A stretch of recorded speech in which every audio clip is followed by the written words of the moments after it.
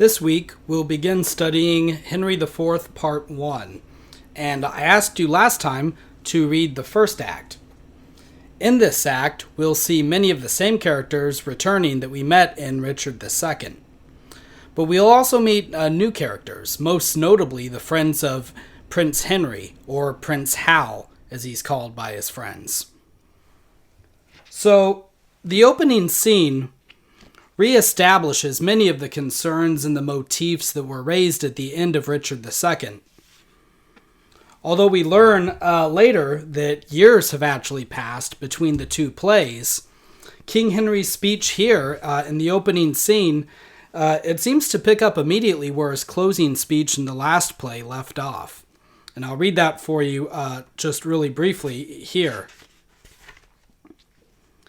He enters on stage and he says, "So shaken as we are, so wan with care, find we a time for frighted peace to pant, and breathe short-winded accents of new broils to be commenced in strands afar remote.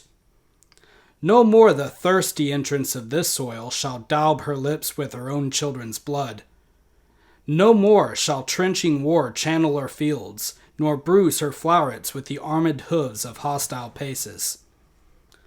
Those opposite eyes, which, like the meteors of a troubled heaven, all of one nature, of one substance bred, did lately meet in the intestine shock and furious close of civil butchery, shall now, in mutual, well-beseeming ranks, march all one way, and be no more opposed against acquaintance, kindred, and allies. The edge of war, like an ill-sheathed knife, no more shall cut his master. Therefore, friends, as far as to the sepulchre of Christ, whose soldier now, under whose blessed cross we are impressed and engaged to fight, forthwith the power of English shall we levy, whose arms were molded in their mother's womb to chase these pagans in those holy fields over whose acres walked those blessed feet which 1400 years ago were nailed for our advantage on the bitter cross." So his plan is still to go to Jerusalem and to wage a crusade, because he thinks that doing so is going to serve as an act of redemption for him, because there's a sense in which in the last play he's still feeling guilty over the murder of Richard II. Even though he didn't kill the old king with his own hands, he inadvertently led to Richard's death by making that statement that was overheard by one of the knights. And so he thinks that going on this crusade is going to cleanse him from that guilt. But there's another reason that he wants to go too, and he reveals it in this opening speech.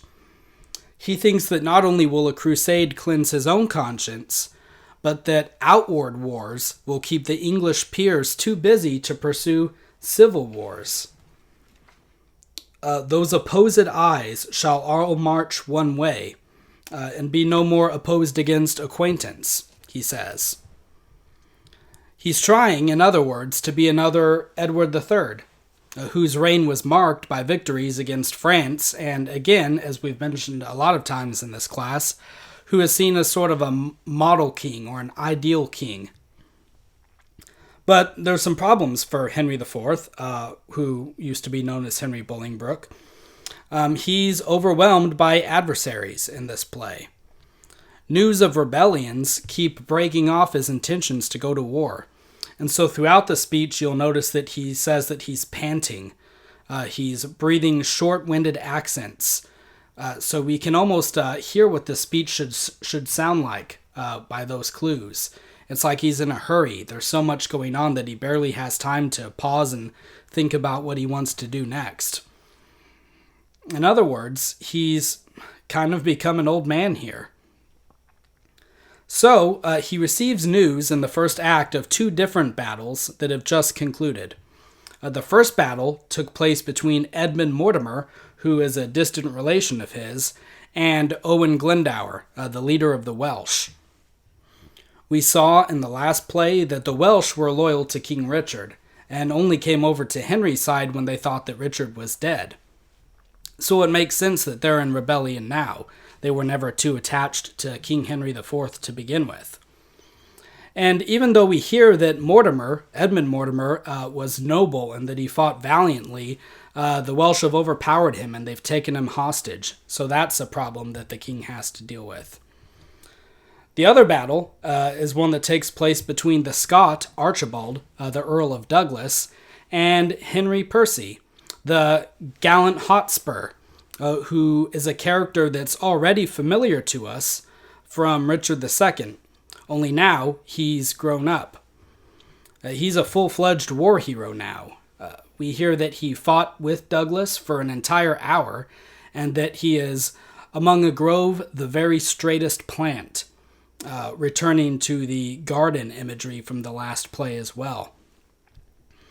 And in the midst of this praise of Hotspur, who again is Northumberland's son, we hear tell of King Henry's son, who is also named Henry, or Hal, the Prince of Wales. We'll probably call him Hal for these lectures just because so many different people are named Henry. We'll have Hal, Hotspur, and then King Henry IV, so that way each person has their own unique name. And not much seems to have changed for the young prince since we last heard of him in Act 5 of Richard II. Riot and dishonor still stain his brow, and the king finds himself actually wishing that Hotspur were his son, and that Hal, in replace of that, were Northumberland's son. So he's jealous of Northumberland having this model, upright young man to carry on his legacy, and he's ashamed of how his own son's behaving. And we'll see that that's one of the main themes of this play, that Hotspur and Prince Hal are compared and contrasted with each other throughout, because in many ways they're similar, but they also have some big differences too. And the comparison, again, is highlighted by the fact that their real names are both Henry. So we have a Henry and a Henry. Maybe a good Henry and a bad Henry, but we'll play with that idea a little bit later. In this speech, we also hear that Hotspur has a fault, and it's pride. He has refused to deliver up his prisoners to the king, which it would have been expected of a subject to do, a loyal subject. But Westmoreland, one of the king's advisors, assures us that Hotspur isn't really the one that's to blame for all of this. It's the Earl of Worcester, his uncle. Worcester didn't appear in Richard II, but he was mentioned briefly. He was actually the king's steward who broke his staff of office when Bolingbroke returned from England. So Worcester had broken his staff to support Henry, and he abandoned Richard II. So clearly, since now there's apparently some sort of discontent or strain between him and the king, something's happened in the intervening years. In short, this scene makes clear that King Henry, considers himself still condemned in the eyes of God for Richard's murder, and his punishment for the deed is all these rebellions and insurrections that keep rising up. Danger and concerns are pressing in on all sides of him, and he seems a far cry from the regal, impartial judge that Richard was in the opening scene of his play. If we compare the opening scenes of both plays, we get kind of an interesting contrast here. The glory of past ages has pretty effectively faded. This is no longer the world of pageantry and poetry. It's the world of prose. And this is reflected in the fact that the iambic pentameter blank verse is now interspersed with plain speaking. In the court scenes, it's still around, but in the London scenes and scenes that occur outside of the king's presence, it's completely gone. This is a fallen world. It might be interesting or useful to think of it like that. It's a low world. And speaking of low, in scene 2, we meet Hal's friend, Sir John Falstaff. Now, Falstaff is one of the rare characters we'll meet in these plays who is a creation entirely out of Shakespeare's own imagination. He never really existed. Historically, the knight whose place Falstaff has taken was a man called Sir John Oldcastle. And Oldcastle's personality, what we know of it, doesn't match the personality of this character that we read about in the play at all. And this is an instance where the demands of the story called for Shakespeare to, if not alter history, to at least play kind of loose with the facts. Because Shakespeare, what he wants to do here is tell the story of a wild, kind of easygoing, even reckless, party-loving prince who is under the influence of this drunken, riotous mentor. And Shakespeare's sources showed that Oldcastle was a companion of Hal's at the time, so he put that role of the corrupting influencer onto him, onto the historical figure of Oldcastle. However, the descendants of Oldcastle, who were still living in London and very powerful and influential, they caught wind of it and they forced Shakespeare to change the name. They didn't want their ancestors' good name being sullied in this way. And so Shakespeare used the setback he used it as an opportunity to create a whole new character that would better fit his vision.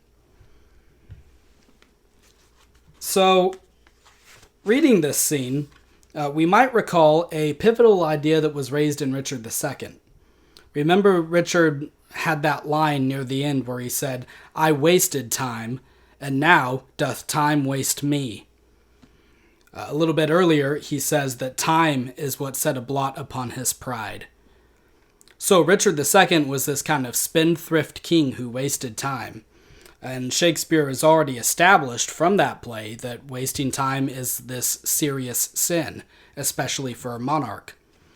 And now we're introduced to Prince Hal and Falstaff, and the very first line that Falstaff has is that he's demanding what time of day it is. And Hal's response tells us that Falstaff is clearly the biggest waster of time out of all of them, even more so than King Richard had been. Falstaff demands what time of day it is, and Hal says, "Thou art so fat-witted with drinking of old sack or wine, and unbuttoning thee after supper, and sleeping upon benches after noon, that thou hast forgotten to demand that truly which thou wouldst truly know. What a devil hast thou to do with the time of the day? Unless hours were cups of sack, and minutes capons, and clocks the tongues of bawds, and dials the signs of leaping houses, and the blessed sun himself a fair hot wench in flame-colored taffeta, I see no reason why thou shouldst be so superfluous to demand the time of day." So Falstaff, in other words, has nothing to do with the time of the day because his day is one big blur of lust and gluttony, of drinking wine and of being with these prostitutes and these brothels and sleeping on benches in the middle of the afternoon. But even more than that, more than being a wastrel, Falstaff is a thief and an opportunist. He never lets it drop that Hal is the heir to the throne. He mentions it 3 times in this first scene alone, so Hal's ascension is clearly on his mind. So we know why Falstaff hangs around Hal. He's kind of looking forward to the perks and the treats that he's going to get when Hal becomes king. But I think a more interesting question is, what does Hal get from Falstaff? Well, the young prince clearly finds the man entertaining. Not a scene goes by where he doesn't crack a joke about either Falstaff's weight or about his age. And Hal's other friends make fun of Falstaff as well, a thing that Falstaff actually resents, we come to find out.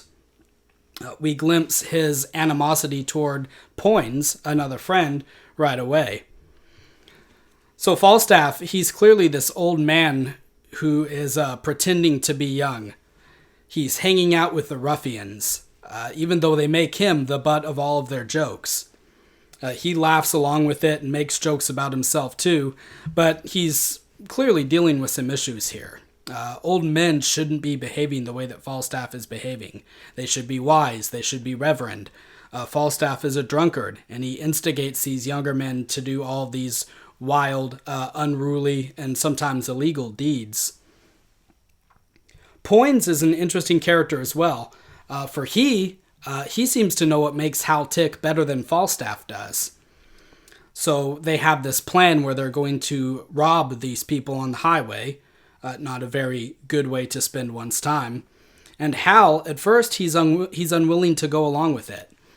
But then Poins presents it to him as a joke that they can actually play on Falstaff, again, as opposed to what it really is, a crime. Poins says, well, look, you might think that this will be boring, or you might think that this isn't necessarily a good thing for the heir of the kingdom to be doing, but once Falstaff robs the men, we'll rob Falstaff. It'll be hilarious. So Hal is clearly just looking for a good time here. Unlike his friends, he doesn't need the money. He just wants to be entertained. And Poins seems to understand that. His motive, the same as Falstaff's, is to keep Hal happy. But is that really all that Hal wants? We're led to think so, until his soliloquy at the end of the scene. Then he reveals what he seems to think is his master plan. He says this: I know you all, talking to his friends there, and will awhile uphold the unyoked humor of your idleness. Yet herein will I imitate the sun, who doth permit the base contagious clouds to smother up his beauty from the world, that, when he please again to be himself, being wanted, he may be more wondered at by breaking through the foul and ugly mist of vapors that did seem to strangle him. If all the year were plain holidays, to sport would be as tedious as to work. But when they seldom come, they wished for come, and nothing pleaseth but rare accidents.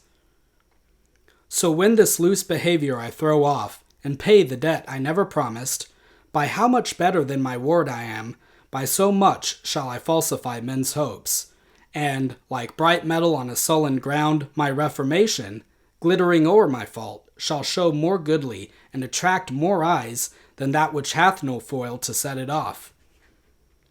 I'll so offend, to make offence a skill, redeeming time, when men think least, I will.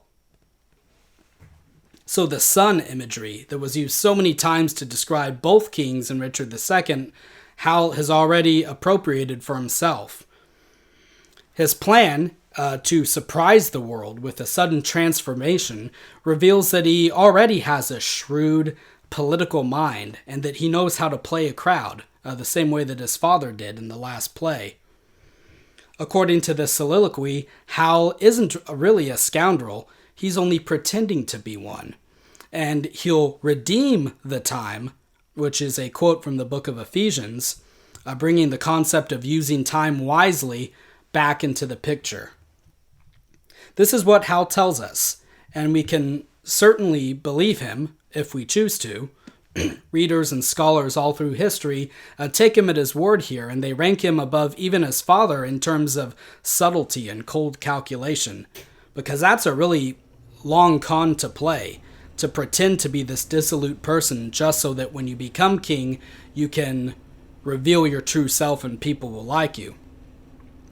But I think, and I'm not alone in this, but I think that there's another way to read this too. Hal clearly takes pleasure in the company of Falstaff and in the company of his other friends, and later on in the play, even when it's time to get serious, he still fools around and he plays jokes.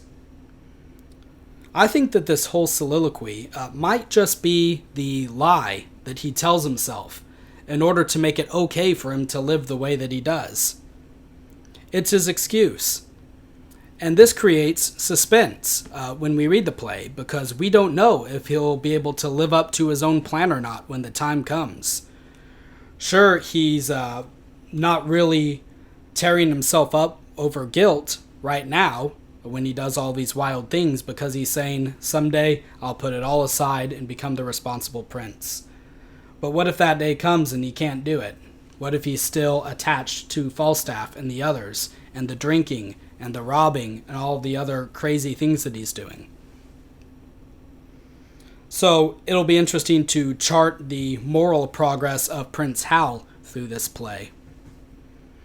In either case, in the next scene, we go back to the court and we see more drama developing between King Henry and Northumberland's family. Hotspur still doesn't want to turn his prisoners over to the king unless he gets assurance that his brother-in-law, Edmund Mortimer, will be ransomed back from the Welsh. And King Henry doesn't want to ransom Mortimer back because he thinks that he's a traitor.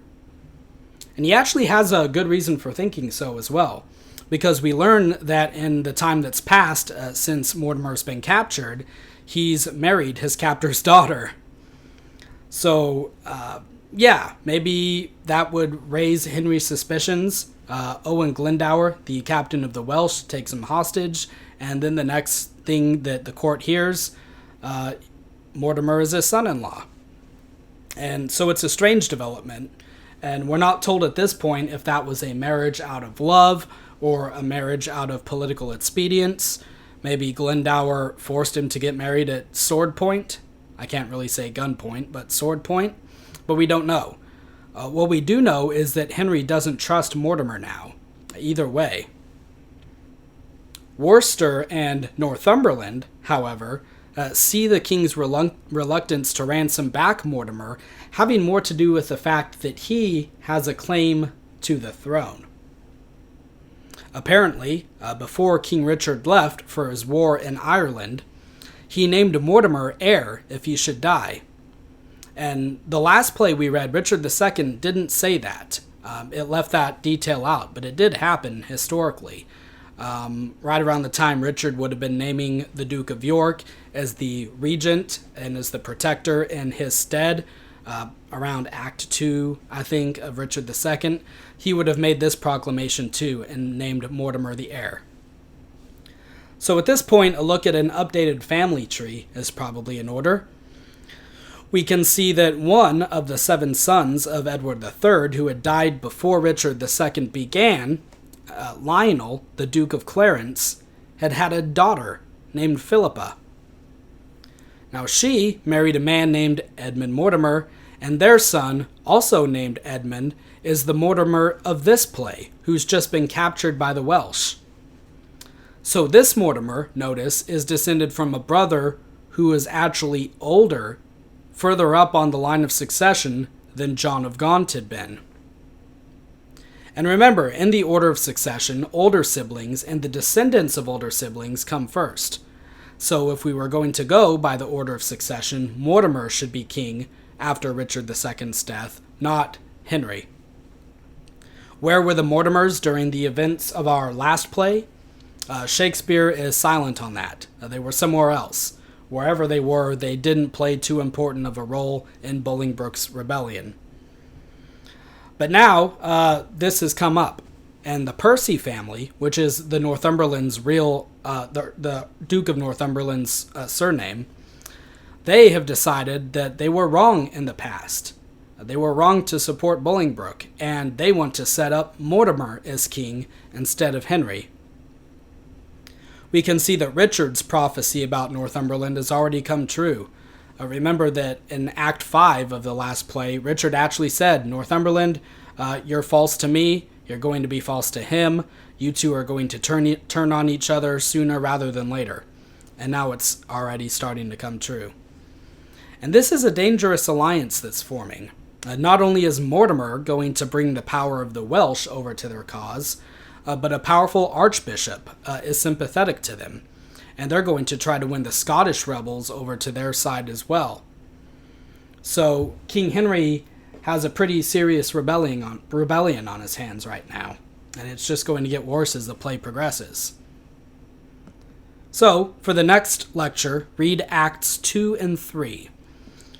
You'll see that the juxtaposition between Hal and Hotspur continues, and you'll see the inner conflict within Hal as he's torn between goofing around with his friends and taking on more responsibilities to help his father with the rebellion that's starting to happen. Thanks.